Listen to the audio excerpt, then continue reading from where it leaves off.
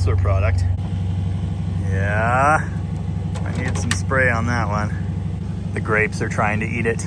Oh, hey, I found it. Yikes. Oh, we're gonna be here for a while. At least I have a burrito.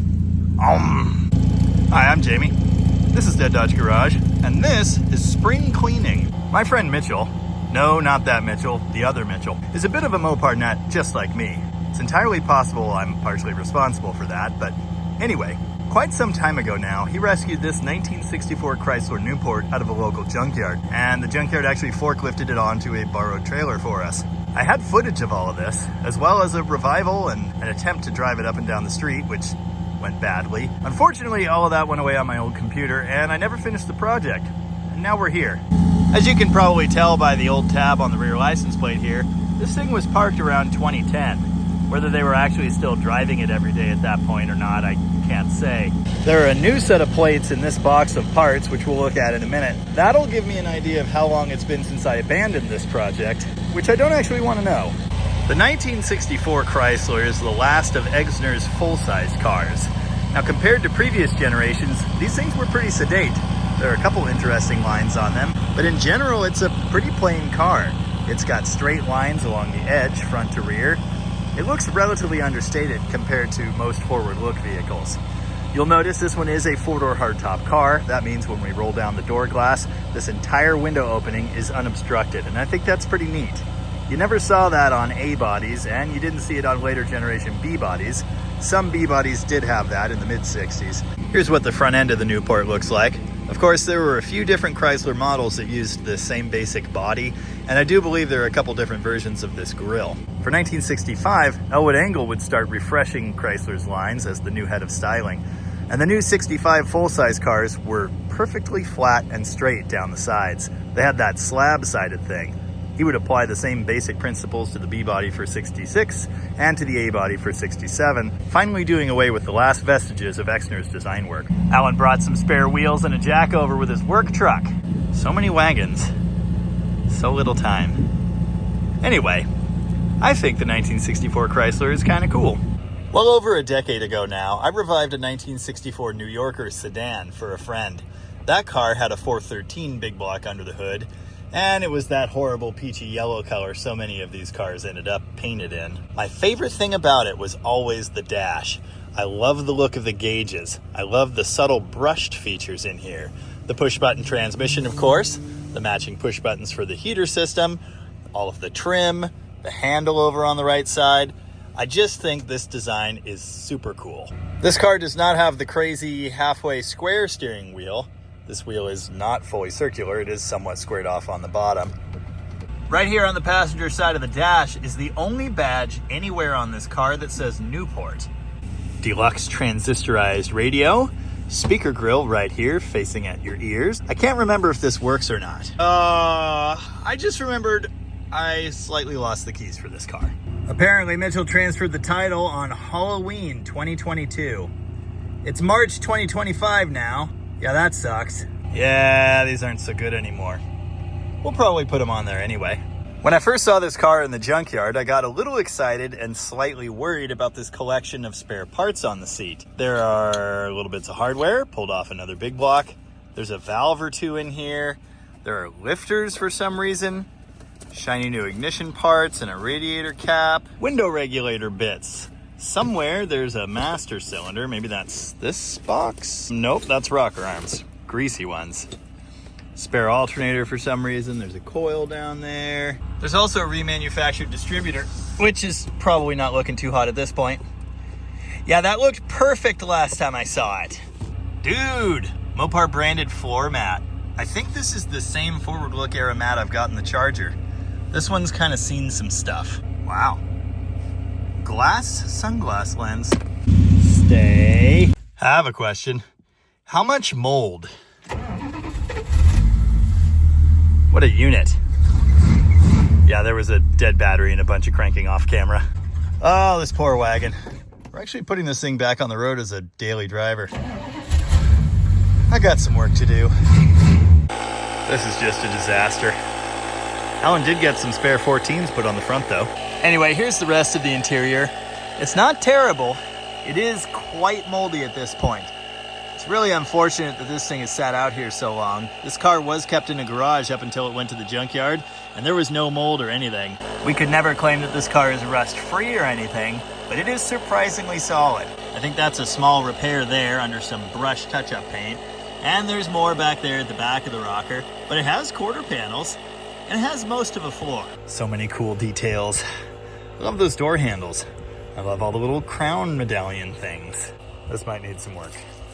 Here we are under the hood of the Newport, which was kind of challenging. This thing has got sticky. We're looking at a 361 cubic inch big block here. This is essentially a 383 with a slightly smaller bore.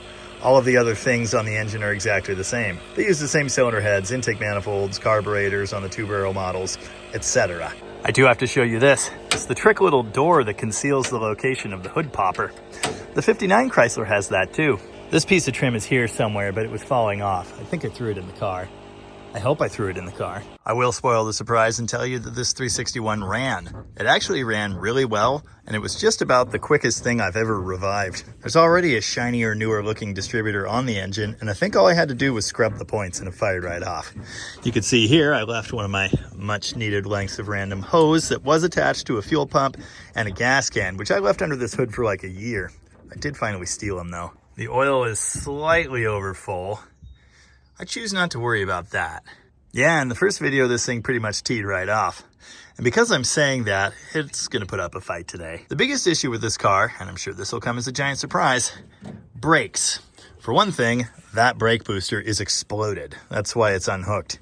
That thing is broken internally, and it pulls the brake pedal to the floor. Now, pulling the brake pedal to the floor does nothing, because there are hydraulic problems too. I think I have a fresh master cylinder for this. Well, fresh master cylinder for this, and I do have a used booster. It's slightly different than this one, but hopefully it's close enough. The really fun thing was when we brought it home, all of the brakes were seized solid. I did manage to get at least one, maybe both rears unseized on the trailer using the engine once we got it fired up, but the fronts would not budge. I ended up dragging this car off of the trailer with the Cummins truck and just kind of leaving it in the middle of my driveway cockeyed. Hopefully today they're not seized again. The biggest annoyance with these early cars, the 2-piece rear axle shaft. It's a flange bolted on to the axle itself, and the drum is attached to that flange. So you can't just pop this off to take a look. Hey OSHA, is this safe? All right, funny story. The rear left wheel has your typical right-hand threaded nuts on it. Easy there. So we figured it had been redone. Turns out someone had this rear end apart and they switched the rear axles left for right. So now the reverse nuts are on the passenger side, and that's very wrong. Heavy duty shocks. Got the silly springs on there. Didn't seem to be helping. The hitch on this thing was practically sitting on the ground. Nothing sketchy going on here. Pretty sure that's my brother's. Shh. Going through more parts here. This is a box of engine bearings. They're used, but they're all boxed back up. There are the rod bearings. I already showed you the lifters. I think someone might have rebuilt this engine. As mentioned, this car isn't exactly rust-free. There's one particularly bad spot right here on the driver's floor. Look at the headliner. It's moldy, but it's pretty nice and it's intact. I did find one Newport badge. No idea where that's supposed to be. Is this new or used? Can't even tell. I think that was new. Pretty sure all of the parts in here are gonna look like this. Okay, that's gotta be a used part. Could it have really rusted that bad in this box? Well, maybe. Found the happy critter house. Also spider webs. In case you're wondering, yes, I do feel bad. Okay, that ought to be enough to start it. More than enough for a couple tanks. You know, it smells like gas for some reason. Oh, sorry. Okay, the rear left kinda sorta holds air. We've replaced the other 3, and now this thing might actually roll. Just nothing on here looks good anymore. Fuel system's installed. Hey, that's cool. I've seen all kinds of classic clip-on mirrors over the years, but I've never seen one with a Pentastar. Yes, Stromberg, WWG, I think. Judging by how everything looks in here, you know, crusty, I decided to preemptively scrub the points on this one. Even though they were working 2 years ago, they probably won't be now. Allan's got his handy dandy file in there, and we're just sort of cleaning the fuzz off of there. Anyway, when I unclipped the distributor cap, it broke. I've never seen that happen before. All right, we got zaps. Oh, what's this? Coat hanger? Part of a custom built battery hold down, yeah.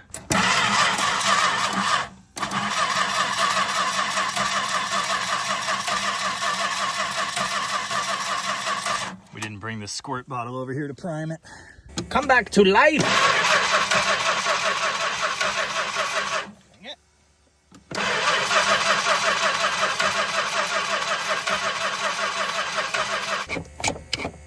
Wow, the accelerator pump works.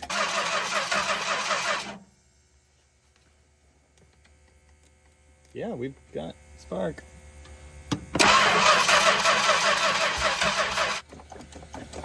Still lots of fuel. Sitting here playing with the choke and throttle, trying to find what it likes, but I haven't even heard a cough or anything yet. Okay. That's an interesting sound. What is that?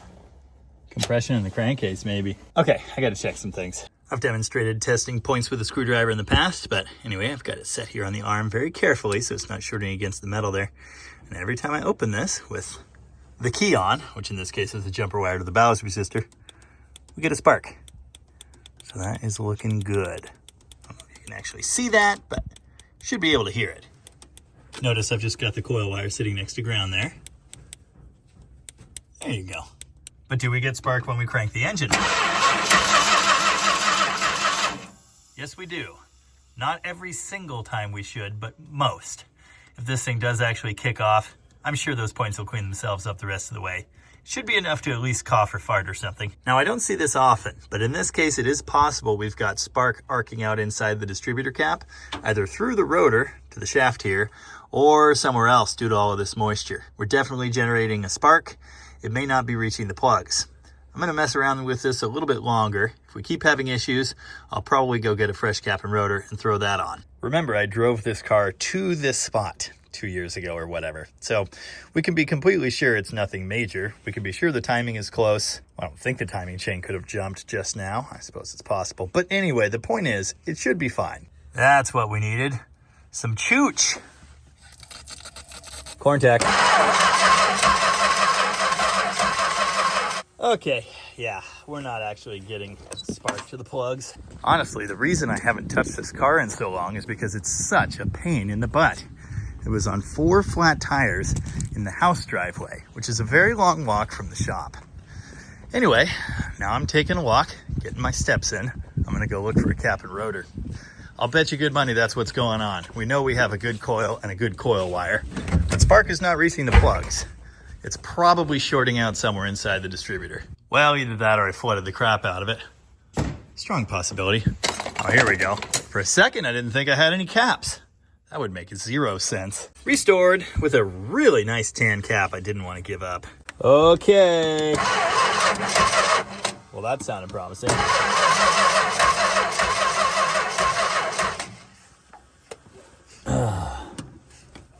Come on now. No? Okay, I mean, did I flood the crap out of it or something? I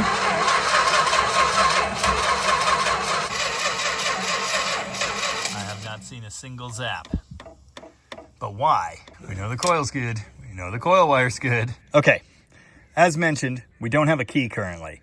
So I'm trying to fire this thing up with power run straight to the ballast resistor here. This battery is a little on the weak side, despite being brand new, and I wasn't getting a spark at all. I switched it up, I ran a bypass wire straight to coil positive, and then I saw a spark, and it kicked off once. Just one cylinder, but still, I think that's gonna do it. So we'll use this to start it, and then we'll pull this so it's running through the ballast resistor, which will keep the points from going into meltdown. Main ignition. Here's our start bypass, and here's big money.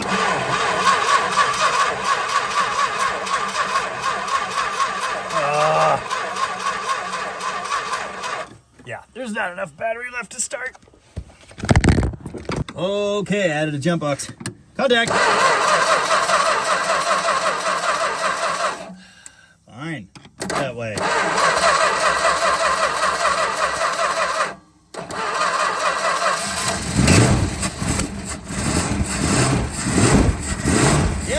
flutter.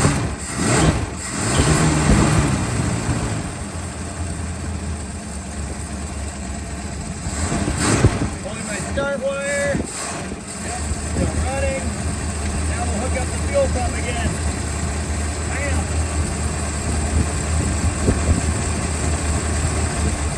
Still idle. It might idle. Let's do this. Here we go.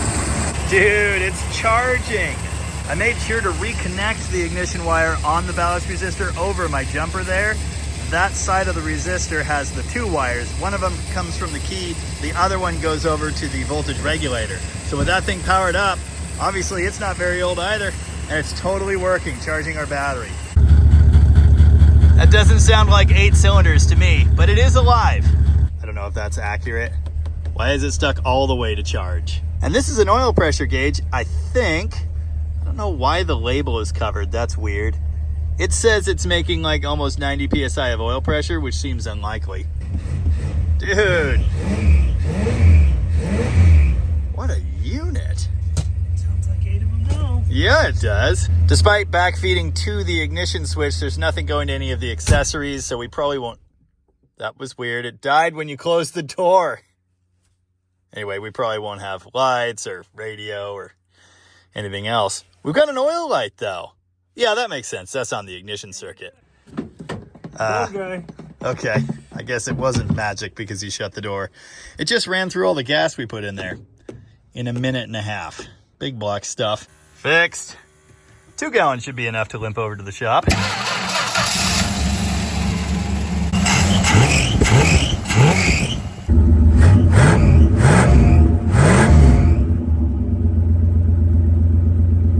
Okay, we're gonna see if the transmission still does stuff. All right, so I fired it up and I pushed a button to go into a gear and absolutely nothing happened. Now, transmission fluid leaking out of your torque flight, not only not uncommon, it's kind of just what happens. So I'm gonna guess there's like nothing on this stick. Well, there's a little bit on the end, but not enough. So we're gonna go see if we have some transmission fluid. Pretty sure Allan picked up a case of Type F a couple weeks ago, so we should be good there. Yes, I do run the Ford Type F transmission fluid in torque flights. An old timer told me that some years ago, and I've found that it firms up shifts significantly. A firm shift is a happy shift. That reduces wear on your transmission. Also, race car, that's cool. So I always run the Type F. If you want to run the proper factory fluid, that's just your generic Type A, Dex 3. It says premium on it at O'Reilly. Just normal transmission fluid. Did you notice the fender-mounted rear view mirror? It's a remote mirror, and it actually works. How cool is that? I believe that's almost exactly the same mirror, or maybe the exact same mirror as my 59 Chrysler. Kind of looking forward to parking this next to that, if it wants to move. If your transmission is massively low, 1 quart is a good place to start, but you'll probably need 2. We just full sent 2. Fixed. Obviously, we'll check the fluid level again later, but we've definitely got gears now.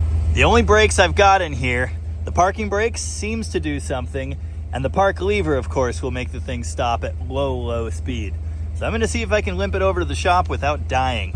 First time moving out of my driveway in 2 years.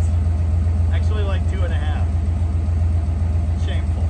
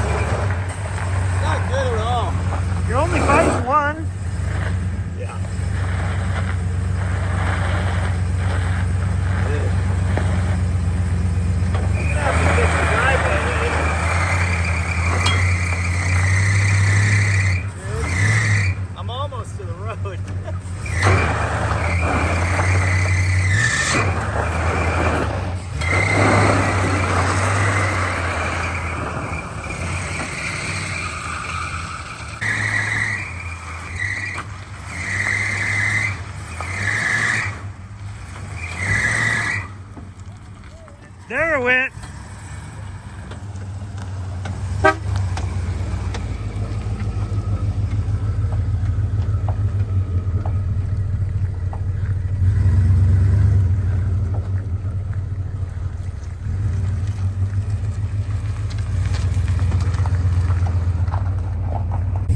I don't like that noise.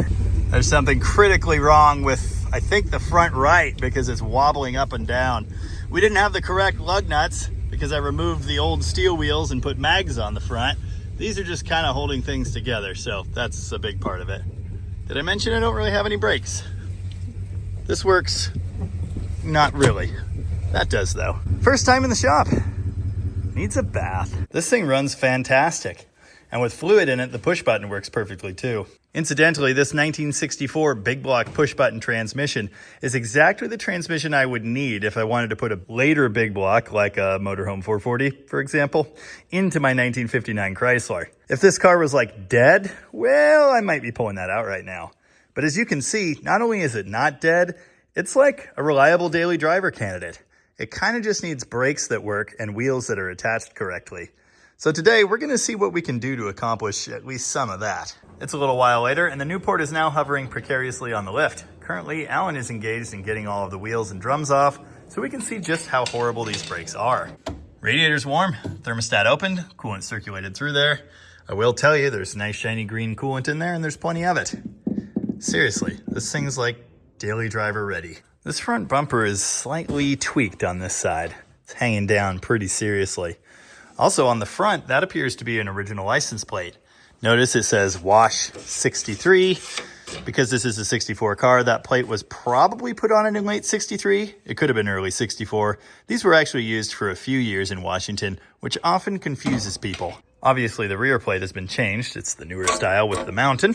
Admire this goofy hitch thing. I'm thinking this was probably a bike rack. I don't know if this rear cross member that hitch is attached to is supposed to be curved like this. Anyway, here's your first look under the Newport. It's a car. If you don't know, these C-bodies are unibodies, but they actually have a drop-out front stub frame. So in the back here, the rails are integral with the floor, but the front, much like, say, a Camaro or a Nova or something like that, completely unbolts. Not perfect, but far from the worst I've seen in Washington.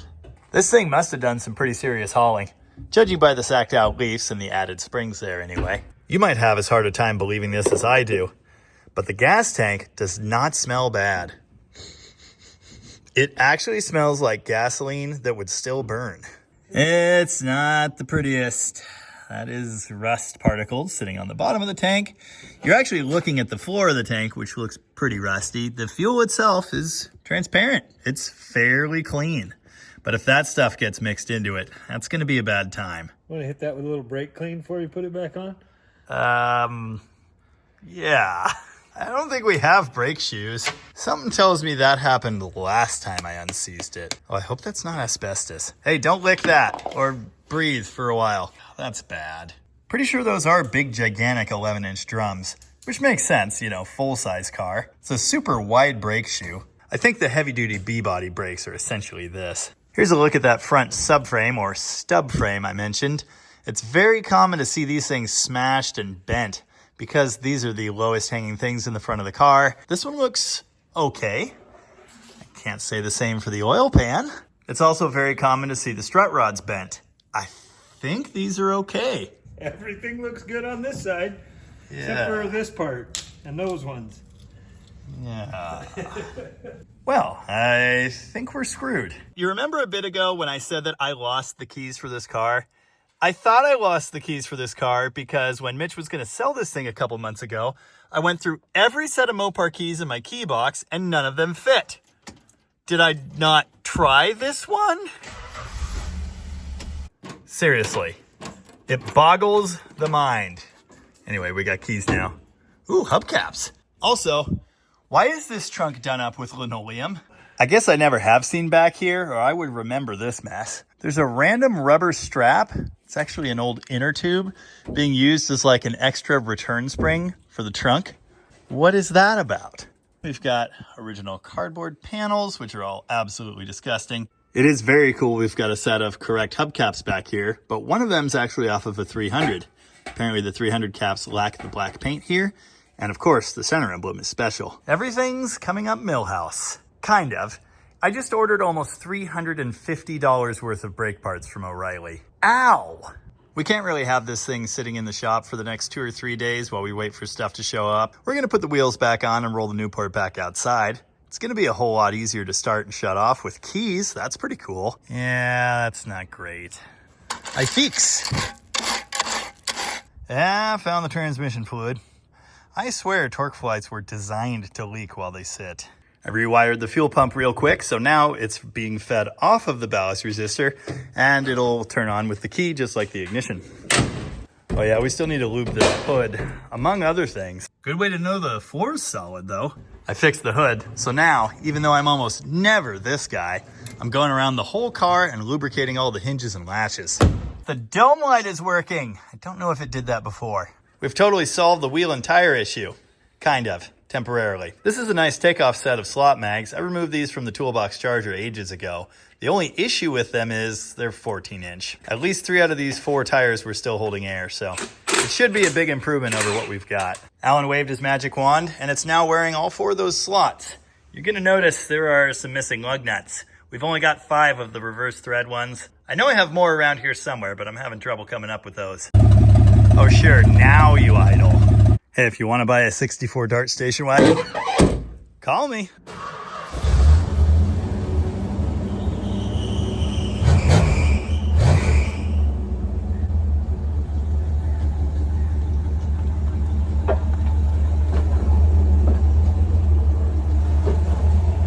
Why did I wait 2 years to do this? This thing's mint. Okay, the parking brake for brakes, more of an idea than anything. That's it to the floor. Yikes. Ah! Yeah, I think the rear shoes are broken too. Maybe. Of course, what's funny is because there are no longer chunks of front brake rolling around in there, we don't have that drag. So it basically doesn't stop at all at this point. I'm still going to call it an improvement. I do like those wheels. Wish they were 15s. Actually bought some 15s for the car, but the tires are all shot, and now I can only find 2 of them. Anyway, here's your lineup. 59 Chrysler, 64 Chrysler. There are a lot of similarities in this area. The windshield shape, obviously, although it is not the same. It's got a bubble to it in the 59, and it's more straight in the 64. The trim pieces look similar. The wing window looks similar. Again, not exactly the same. The mirror, the wipers, the cowl. Very similar. Not the same, though. Why'd they bother changing all that? Big fins? Little baby fins. Why do I have so much Exner stuff in the driveway? Don't know. I even have a Studebaker. Did you know Virgil Exner worked for Studebaker before Chrysler? I certainly think the 64 nose is a little more handsome than the 59. I've only just realized that the 64 Studebaker is that. How'd they pull that one off? I'd really like to go wash this car, but I don't want to crash it into anything, so I think I'm going to call it for today. We'll get back to this in a couple days when we've got brake components. We'll throw it back up on the lift, make it do stopping, hopefully. Then we'll clean it up and maybe take it for a drive. Although a working fuel system would probably be an asset first. All right, real quick, got to give you a taste of the 4-door hardtop life. Nice. Funny enough, this car is pretty much the same color as my brother's 67 Impala 4-door hardtop. Look at how this back window articulates as it rolls up. Crazy looking. When you've got a points ignition system dialed, it starts like this. The engine doesn't even turn over once. That was too easy. Well, it's almost a week later, and we've got this 64 Newport back on the lift. We're going to get all these slot mags back off the car, tear into the brakes, which will be super fun, particularly on the back, and we'll see if we can get all of these components replaced and have this thing stopping finally. Moving it around with just a barely working parking brake is getting a little sketchy, so this will be a big improvement. Oh, mail trucks. It's a little while later and Allan is working his magic here. We've got fresh shoes, fresh wheel cylinder, fresh hose, shiny fresh springs. I see an adjuster that's all greasy, so I'm gonna go ahead and assume that works. This is looking great. Now he only has to do it 3 more times. Every time with this guy. If you're an old school mechanic, you'll recognize something's wrong here when you realize the front bumper is that direction. Allan hasn't done a whole ton of drum brakes in his career as a mechanic, and he didn't realize when he was installing these, there is a front and a rear. You've got a leading shoe and a trailing shoe. I've made this same mistake myself, and so I felt like it was a pretty important thing to bring up. Don't ask me why. Magic, I guess. But the leading shoe, the one that goes forward, is always the shorter one. See, there's less friction material on this shoe. That needs to go towards the front. It's something to do with the way they self-energize. Just something to keep in mind if you're going to do drum brakes. If your shoes are different, if you have a shorter material shoe and a longer material shoe, the shorter one goes to the front. You know how to get to Carnegie Hall, don't you? Practice. Like it never happened. Allan got the front brakes all done. We had to move the car back outside for the night because it's 5 o'clock somewhere, of course. But decided to try some things while I'm at it. The radio works. The defrost works. The vacuum heat controls work. It changes from defrost to heater. The map light's dead. No, it's back. The map light's back. Did I point out the working parking brake warning light? Rear window defrost? Yep, that works too. Wipers, not much on there for blades, but yep, also mint. And they park. Self-fixing Chrysler. I could probably just look at pictures on Google, but if anyone knows where this little Newport emblem goes, let me know. I can't find anywhere on the car with holes for that. Glove box light? This is ridiculous. Bye-bye now. Hey, nice hubcaps. Grandpa.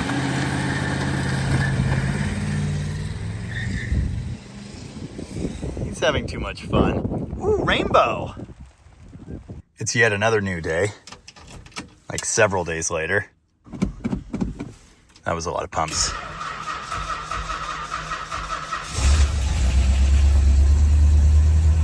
It's literally 100% factory perfect, except for the alternator belt squealing. Oh, we're out of gas. Oh, wait. Yeah. There, that should get us another 20 feet. Now it's time for the super fun part of doing the rear brakes on a 64 or older Chrysler product. Other brands use this setup as well. Studebaker had it into the 1960s for some reason. Anyway, essentially the axle shafts and hubs are 3 different pieces in these things. There's the shaft itself, there's the hub, and then there's the drum. And the drum and the hub are held together by the lug studs, similar to the front ones on these cars. This big crazy puller bolts down to 3 lug nuts, and then it's got a gigantic forcing screw that's going to push against the inner section, the axle shaft. Now we've already sprayed this, and we're going to heat this slightly before we attempt it.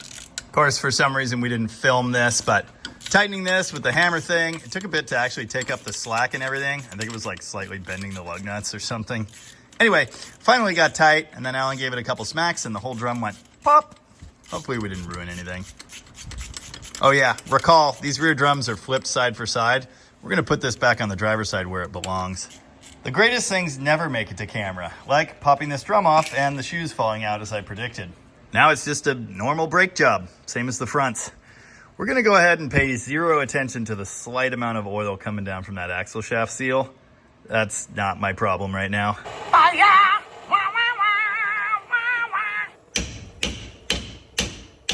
I think because we have the camera going, this one's more stubborn. I would never expect this to be easy.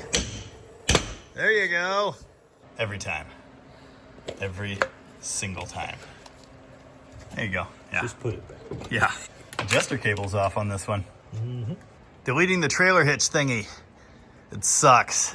Hey, that's way better. All right, mild controversy on the rear left here. The adjuster is seized solid, which we probably could fix, but the cable that goes from the top down to the self-adjuster arm is also broken. Allan found a random one from a C-body axle I've got in the back.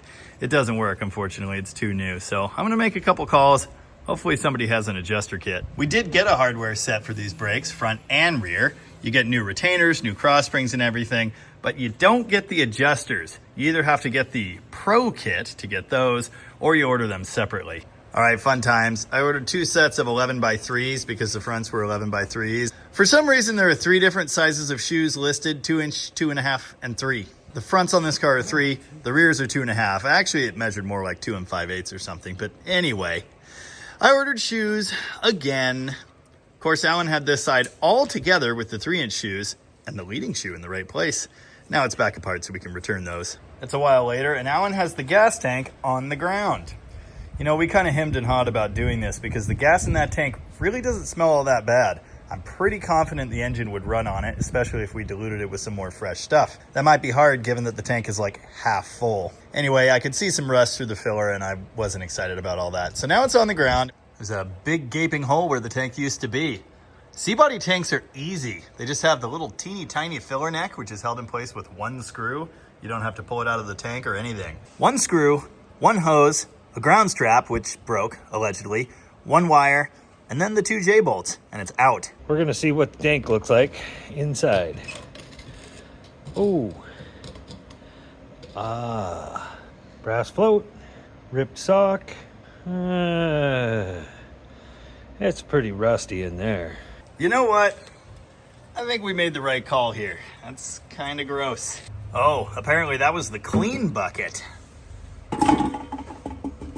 Think we're probably gonna need a float. We just need a new car. Well, that too. The sock has also seen better days. Tom actually keeps these in stock, but I'm not gonna be up there for another week or something. So we're gonna borrow these from another project, and then we'll get new ones for that. Yeah, it's looking better already.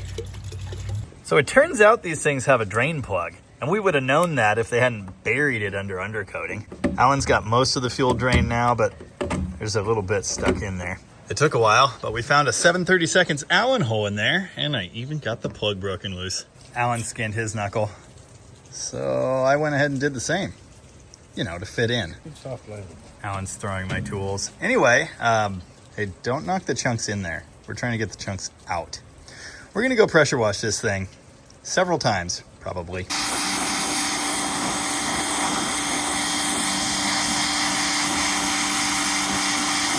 We pressure washed this thing inside and out, vacuumed it with a chunk of rubber hose taped into the shop vac nozzle, blew it out with air, and now Allan's reinstalling the sending unit. First, he's giving it a little bath. Meanwhile, we got a delivery of brake parts, so now that can start happening again. Not good. No. So we've got one of those fancy lock ring gasket sets. We save these from all of the tanks and sending units we get because you always end up with 2. The new lock rings are total garbage. Some are slightly better than others, but in almost all cases, you're better off using your rusty original. If we had no choice, we could bend the crap out of this and make it kind of sort of work. But they're also a slightly smaller diameter, so as you're installing them, they can pop out at one of the 3, and that's really annoying. Fuel tank is back in and connected. Nice. Now Allan's putting brakes together on the other rear, and we have a bit of an issue because this hardware kit was for the 3-inch brakes. Everything's basically the same, except the nails that hold the shoes on are 1/4 inch longer to account for the wider shoes.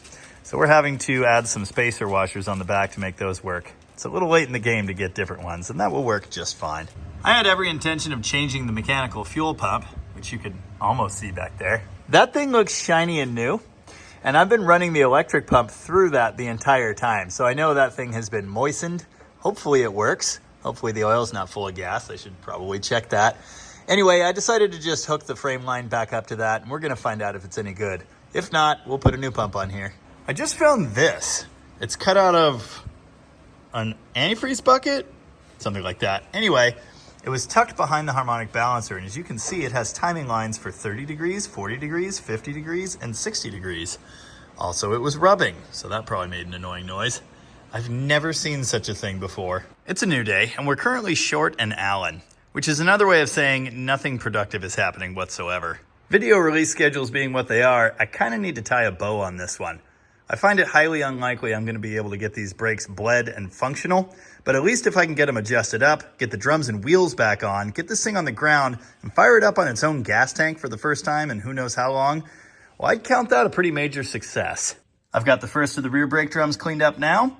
Remember, we did have to flip these side for side. This is the rear right, and it now has the proper right-hand threaded lug studs. I had to scrub this with a wire brush. There were some particularly nasty, greasy buildup bits in there. Then I sprayed it with brake clean, wiped it with a rag, brushed some more, sprayed some more, and then I sanded it with 80 grit sandpaper, and it looks as you see it. This isn't too bad. Obviously, in a perfect world, we'd have these turned. Thing is, we don't live in a perfect world, and also, there's like no groove or ridge or nasty scrapage, so I think this is fine. I'm also not sure I could chuck this up in O'Reilly's brake lathe either. I set the adjustment for the shoes on this side. There's just a little bit of drag in there. We can tighten these more later, but we'd hate to get it too tight now. That would be difficult to fix without pulling the drum again. Brakes are together, nuts are torqued, although to be honest, I didn't look up the spec or anything.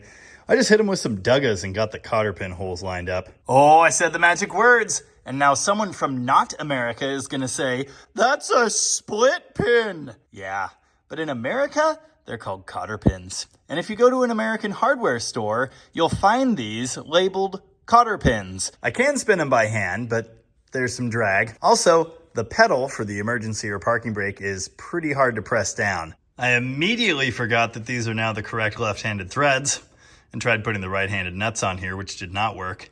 Notice we've got 5 reverse half-inch lug nuts total for mag wheels, so that's not great. Probably won't be doing a test drive like this. Woo! I don't even have a slosh of gas to put in this thing, so I'm gonna go get some. Whoa! Speedometer light fixed itself in the Barracuda. I just happened to notice there's part of a trunk light switch here, but not a whole switch. So I went digging and I found this.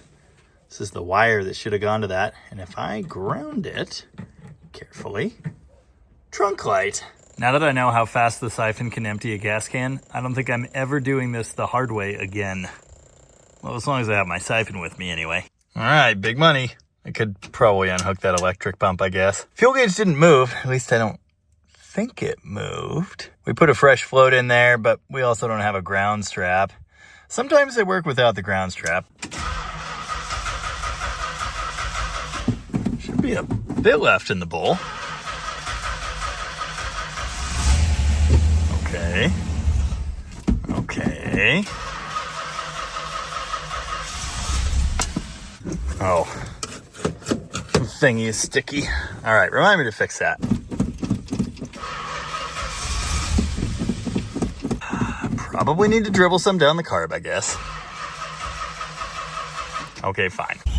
1 dribble down the carb is all it took. I wasn't filming because I thought it would take more than that. But here we are, running on the tank.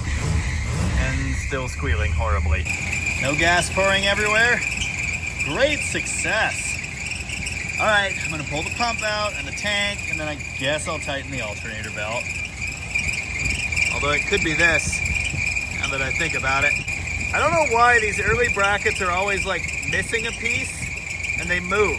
It's just what they're like. Okay, I tightened it, but that belt's just shot, so.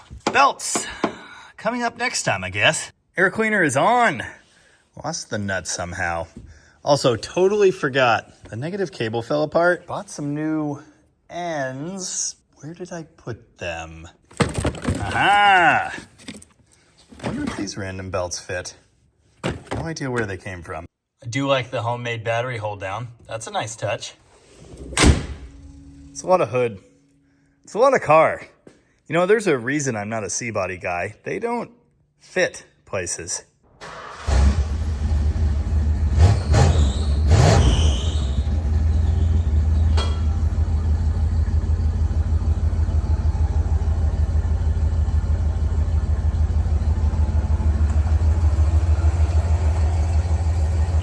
Still squeals. Pocket brake works now, barely. Remind me to fix that ratcheting thing. Should work better going forward. Because drum brakes.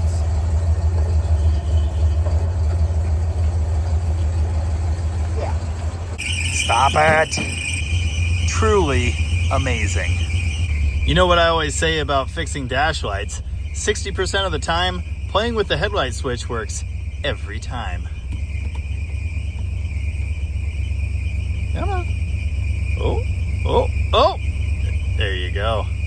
Oh, look at the lit up buttons. That is the coolest thing. Why don't they make cars like this anymore?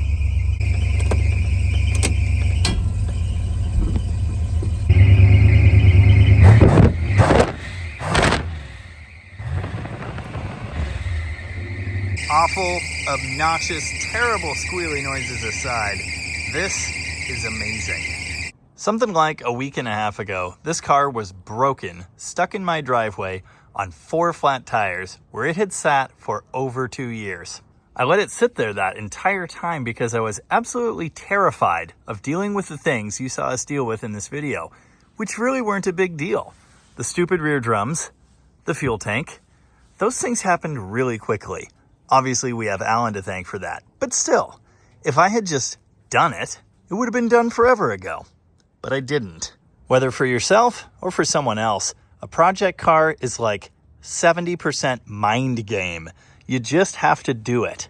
I've talked about that in a lot of videos, but I don't always live up to the idea. Set your mind to it. Dedicate the time. Chip away at it. Embrace the suck. These are things that I know, that I fully understand, and yet, time and time again, it's really hard for me to do that. Was the license plate light working before? I don't know, but that is also awesome. Remind me to put the new plates on there and then have Mitch get tabs. And now, after some hard work, yes, but admittedly not all that much of it, this thing is almost a working car. If only the brake pedal would do stuff. Ooh, parking lights. I also really wanted to pressure wash this thing and get it looking better in this video. Obviously, that did not happen. Boop. Kind of smelling gas now. Oh, that's funny. I put the old spring clip on there and it's no good. Okay, we're gonna call that temporary. I'll probably fix it. At least it's not dripping now. There's a lot more that could be improved here.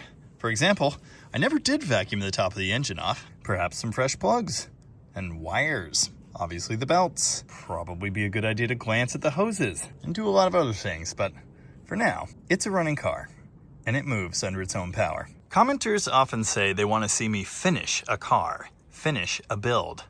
Well, you will, but I can't do that in one episode.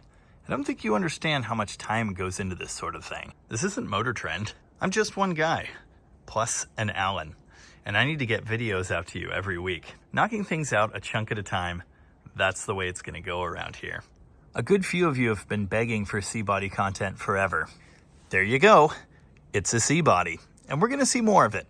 Probably in a couple weeks, if I were to hazard a guess. We'll finish the brake booster and the master cylinder.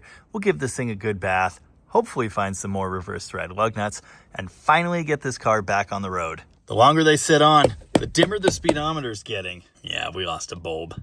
Anyway, I hope you enjoyed this one. It was a long time coming, and the amount of weight that has been lifted off my shoulders just seeing it moving again, incredible. I'm really looking forward to doing more with this, and to seeing it leave. I do have to give a quick shout out to all my members, in particular my gold members. Your contributions every month seriously help keep things moving around here. Help me buy brake parts for 64 Chryslers and fluids and batteries and off-road neon parts and all sorts of stuff. So again, thank you very much. There's a key light and it works too.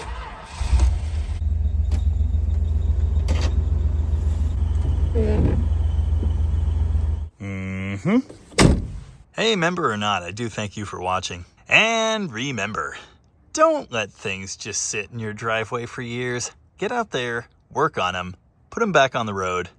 Let's save these things.